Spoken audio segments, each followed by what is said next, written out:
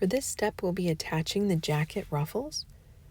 You can see that we're going to attach them onto the front side of the jacket front.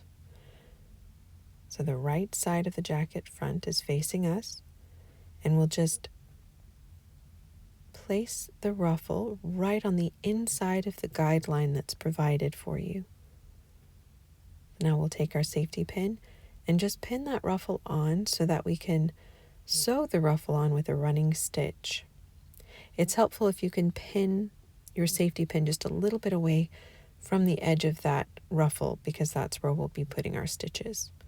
So just give you a little extra space. Once you have it attached, you can adjust the ruffle so that it's straight along that edge.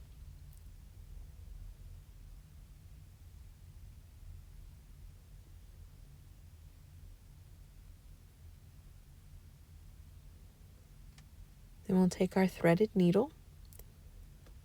I've got it with a single threaded needle there.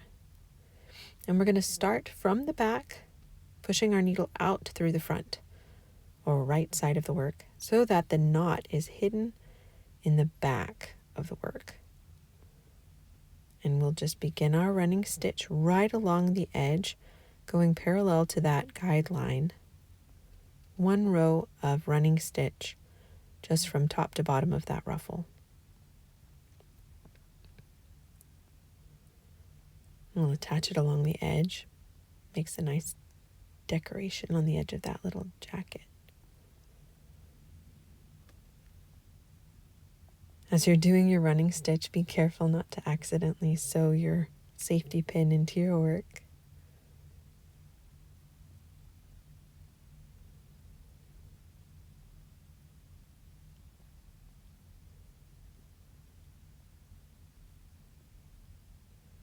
And you can just continue down the line with a straight row of running stitches from top to bottom. Good practice with the running stitch.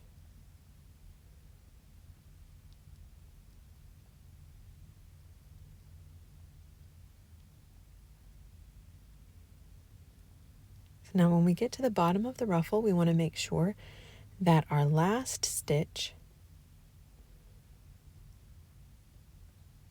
has the needle coming out to the back so that we can make our ending knot on the back side of the work. We always have to make an ending knot at the end of our row of stitches.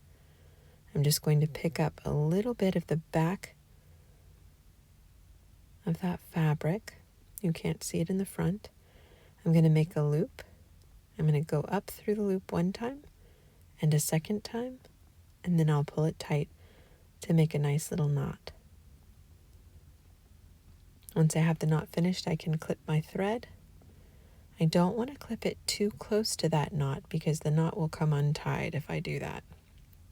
You always have to finish your work with an ending knot so that it doesn't come unstitched. And there it is.